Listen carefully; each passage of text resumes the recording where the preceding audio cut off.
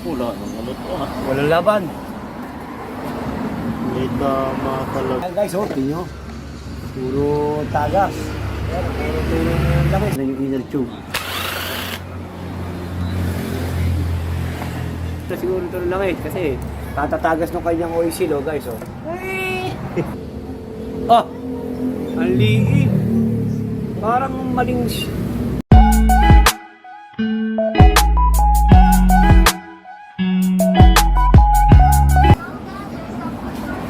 Yan guys, magandang araw ulit sa inyo. Yan, may gagawin tayo, Honda TNX 125. Yan. Tumatagas daw ng ano ito, shocks, oil seal shock. Check-checkin ni Boss King kung saan nang gagaling, kung bakit tumatagas, kung papalitan na bang oil seal o ano pa. Titingnan. May tama inner. May tama ang kanyang Inner tube. pinakang ano, shock, Inner yan. tube. Inner tube ng shock. Ayan guys. Ayan guys, natanggal na ang gulong nito guys ha. Hindi na natin inabutan. Pero okay lang eh. Gulong lang naman yung tinanggal na. Kasi yun ang natatanggalin gulong. Ayan guys. Bago matanggal yung shock, subscribe nyo muna kami sa aming YouTube channel, EMB TV. Pa-like at pa-share na rin guys. At pindutin yung notification bell para lagi kayong updated sa mga i-share namin video at post guys. Ayan. Ayan. Oh, wala nang ano to ha. Walang laban. May tama talaga. May tama inner tube na kanyang shock.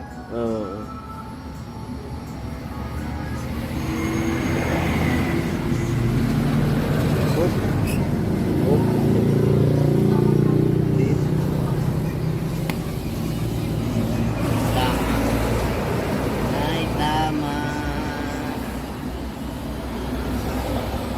Yes. Ayan guys, natanggal na yung tornilyo dito sa ibabaw ha. Ano sa isang tornilyo dito sa ibabaw? Ano, King? Yes eh. 17 yung tornilyo dito sa ibabaw guys, yung dalawang yun. Oh. Tinanggal na yun, 17 yung bolt nung guys ha. Ayan.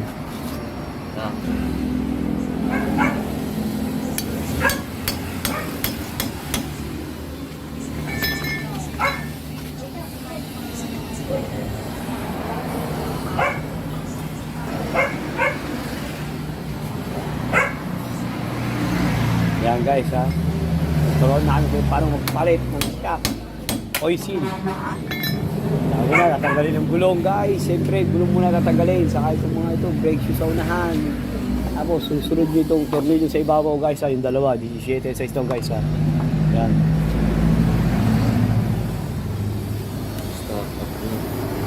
Stock up. Hindi mabunot guys. Lalagyan natin ng pampadulas. WD-40. Yan. Baka na uli. Baka pwede naman.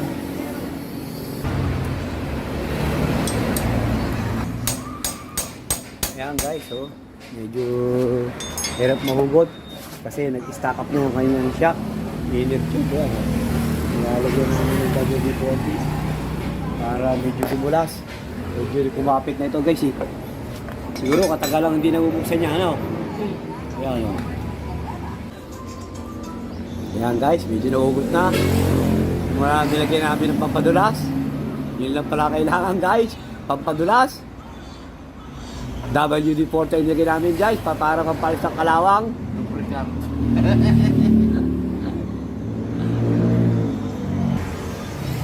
Ngayon guys, medyo kapit talaga. Nahihirapan tanggalin yung kabahak na yun.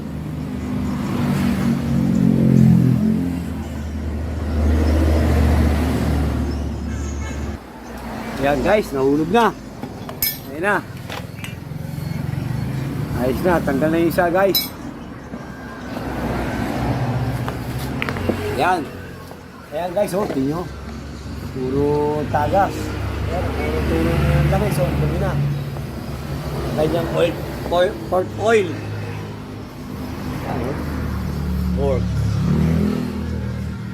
Alam mo nagiging cost niya, ilang nagiging cost niya pagka tumatagas ang langis. Oil seal at saka yung inner tube baka may tama na. Teka mo yung inner tube eh.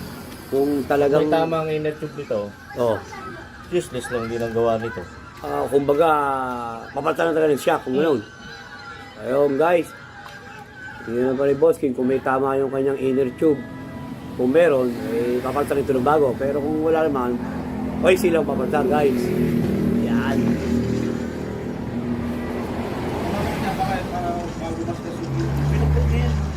Meron na, may tatakot. Papakita ko sa inyo. May tama na. May tama ang gilid niya.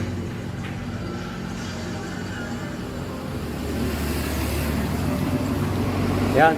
Guys, to, cover lang itong tinanggal namin ito. Cover to. Cover ng shock. Yan. Ang oil seal niya, nandito pa sa loob. Ano, okay ka na? Yan, yung oil seal niya. Tapos, may lock pa yun guys, ha? Tatanggalin pa yung lock, no? May lock pa yun, di ba? Okay. Yan. Pang wave. Guys, may tornilyo sa ibabaw yun, ha? Ilalim. May ilalim yung shock, ha? Yan. Ano, Alleris ang tornilyo niyan. Alleris, ano? Alleris ang tornilyo ng guys, ha? Sa ilalim ng shock. Yan, guys. Kailangan tanggalin din yung Alleris na yun para mahugot yung kanyang oil seal, matingnan, saka matingnan yung inner tube.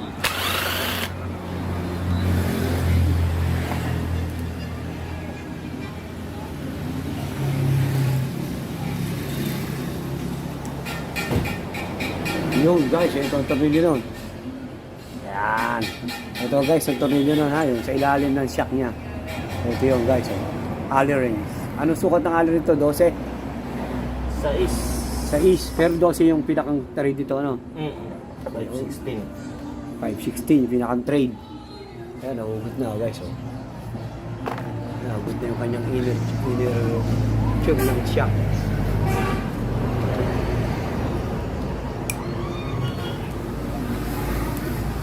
Wala nang langis eh. Yun. Ayun guys, yun yung lock. Yung tinanggal na lock. Halos wala na langis, ano? Wala na talaga. Wala na talagang langis to guys. Halos natuyuan na siguro ito ng langis. Kasi tatatagas ng kanyang oil seal, oh guys, oh. Halos wala nang langis. Naubos na, katatagas.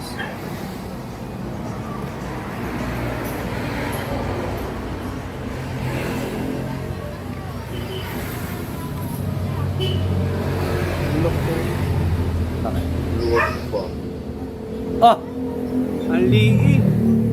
Parang maniwari ko ang lagay ng ano ng oil seal kasi parang sandaling tatanggal lang yung oil seal niya. Maliit masyado, hindi hindi fit, di ba?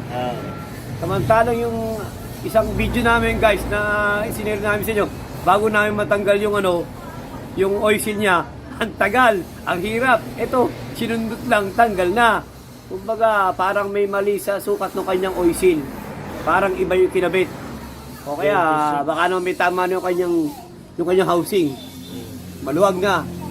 26, 37, 10.5. 27, 10.5. 26 lang to eh. Hindi maliit. Dapat 27. 27. Maliit yan. Guys, isa naman, tatanggalin natin guys. Yung isa, may tama din yung kanyang inner tube. Nakapano ng ating mechanic, si Boss King. Kaya siguro nagtatagas ko ito, saka medyo yung oil seal niya. Medyo salang sukat, kaya gawa namin ito ng medyo mas malaking oil seal. Para yung labas, saka yung inner, iangarap namin ng magandang oil seal. Para hindi siya masyadong tumagas. Gagawa namin ng paraan yung kanyang yung kanyang pinakang tama sa inner tube ng kanyang shock guys. Yan guys. Yung tornilyo ulit sa ilalim ang tatanggalin. Yung kagaya nito guys, yung Allen wrench, yan, tatanggal na rin sa ibabaw. Yan guys, tatanggal na yung pangalawang tornilyo ng yung pangalawang tornilyo ng ng shock, yung pangalawa. Guys, cover lang ito ha. Hindi pa yung pinaka-oil seal. Talaga palit talaga. Guys, ito yung oil seal ito guys ha. Ito yung papalitan ha. Kasi nakita ko Yan. Gagawin namin dyan, medyo yung oversize namin para hindi masyado magtagas itong kanyang shock guys. Kasi parang medyo maligaw itong sukat. Kaya medyo palalaki ng konti Kasi ang guys. paglilihan lang kuya. Okay guys. Pare. Ayan o. Pwede madaling mahugot ang oil seal niya, ano? Inaano mo lang yun, sinusunod mo lang Oo. yun. Pero yan talaga ang pag ako nagtatanggal ng ganito. Aba, pahigpitan. Hindi ko lang kailangan magpwersa ko ng maganda. Eh ito yun, sinusik ko lang na ganito. Sundot na, sandali lang matanggal. Kaya kumbaga, malawit talaga yung oil seal niya. Talaga. Baka kaya nalampas ang langis Yan. kasi luwag. Pwede rin. Maaari din. Di ba? Okay, pwede nga rin. Malalaman natin, pag pinagtan natin na medyo malalaki-laking konti ng oil seal, kung, kung tatagas pa o hindi na. Hindi kasi, ano ito, sukat yan, 27 daw eh. Kung 27, maliit nga ng isang isang hibla. Bagay, pwede. Okay. Yan guys, nagamit din kami dito ng CVT, panlinis, straight ng ating mechanic. Yung kanyang shock. Kailangan i-visit din yan guys, kasi siyempre, tumagas yung kanyang oil seal. Medyo nagkaroon ng konting kalakalawang kasi naubusan ng langis. Totally, walang langis nang lumabas dito sa kanyang shock nung aming tinanggal guys ha. Yan. Yan guys, ito yung ipapalit natin oil seal. Yan. Ito guys, oh. Yan. Yan, oh, pinakabit na ni Boski. Medyo malaki yung size nito konti ito guys ha. Ayan o. Kasi nga medyo nagtatagas yung kanyang oil seal. Kaya medyo pinoprosect namin ang kanyang oil seal guys. Matigas din na ba?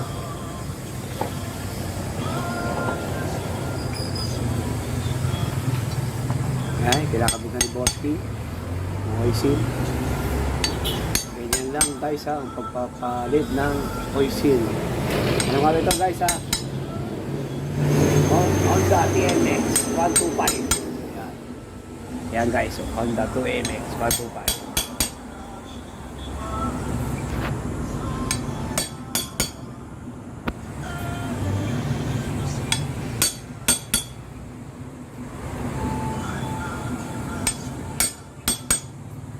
Siyempre guys, pagkakabit nyo ng oil seal, yung susunod yung kanyang lock. Yun, ginapit na yung lock. Ang purpose to para hindi mahugot yung kanyang oil seal. Hindi mo ba? Pag wala nung guys, bababa yung iyong ano. Hindi, para hindi tumaas yung pwersa nun lang eh. Para hindi lumabas yung ano, yung oil seal, ano. So yun guys. Kasi kung walang lock yung lalabas yung oil seal, pati langis, kasama. Paglabas guys. Kaya kailangan huwag nyo kakalimutan yung lock nung guys ha. Ayan guys. Ayan guys. Ito, isang tip to guys. Minamarkahan namin yung may tama ng kanyang inner tube para kumbaga yung laro dito hindi namin paabutin doon sa mismong may tama para hindi na ito magtagas tong oil seal nito guys ha. Ayan o. Guys. Kasi lagi doon nagtatagas ito eh.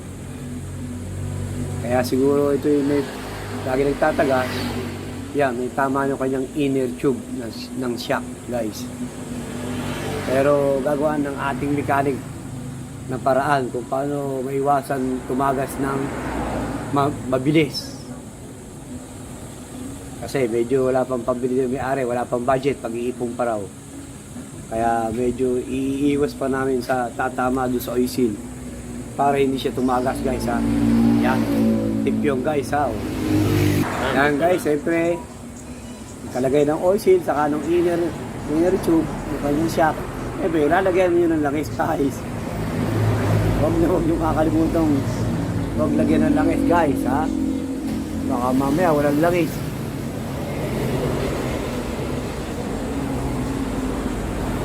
Tig 200 ml yan, di ba ano? Tig 100 ml lang ilalagay. Testing yung tigwa natin. Yan, tig 100 ml lang ilalagay guys para kasi hindi masyado kasi pag masyadong apaw yung kanyang oil, baka lalong tumagas.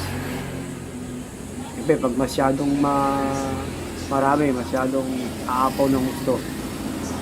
Kaya 100 ml lang ilalagay.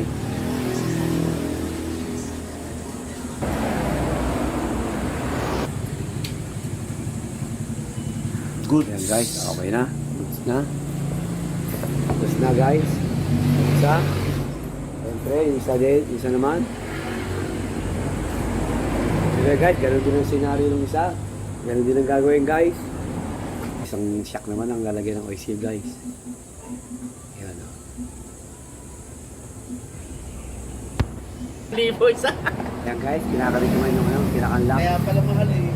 Ayan, depende mo ng laki ang guys ha. Ulit ko lang ha. Sabi ko hindi naman Luluwa kasi makakargahan yung naman oil dyan seal. eh. Gasolina. Lalabas pagka walang lock guys. Kaya huwag yung kakalimutan nyo guys. Pork oil talaga hindi nilalagay ha. Baka mamaya kung ano lang kasi ilagay nyo, gear oil, kung ano-ano. Pork oil ang nilalagay lang talaga ha. Yun talagang pan-shock guys. Ayan. Lalagyan ng chicken. Chicken oil. Chicken oil. Baka okay na guys. Ayan guys, okay na.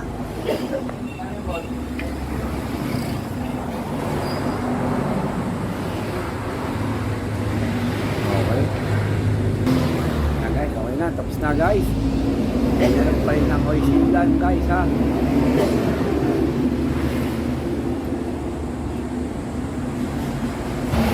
Ayan guys, kakabit na.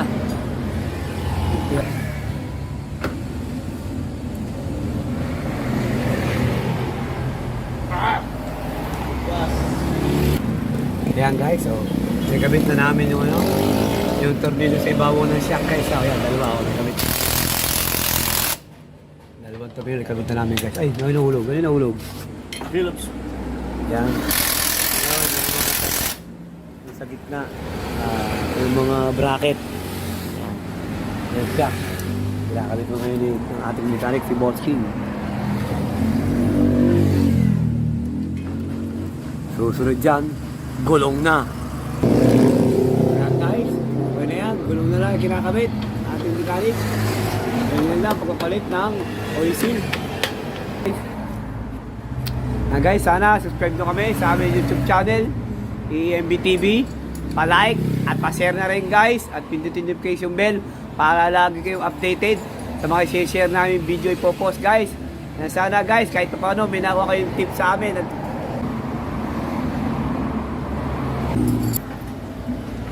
Yan guys, okay na yung ginawa namin guys. Tapos na, nilata namin ng shock oil seal guys. Ganyan lang papalit ng shock oil seal guys ha. Yan. Ang ganyang oil seal, inawagan yung ginawa namin oversize guys ha. Yan guys, sana subscribe nyo kami sa aming YouTube channel, EMB TV. Pa-like at pa-share na rin guys at pindutin notification bell para lagi kayong updated sa mga share namin video at po-post guys ha. Yan guys, okay na yan. Sige. Salamat boss, salamat. Okay, thank you rin po. Salamat. Ayun boss, okay na. Ayun guys, okay na, ginawa namin, pinagka namin yung shock. Oil seal, guys. Ginawa namin over kay sa kanyang oil seal para dito tumakas guys. Okay guys, yun. Ayos na, yaw na.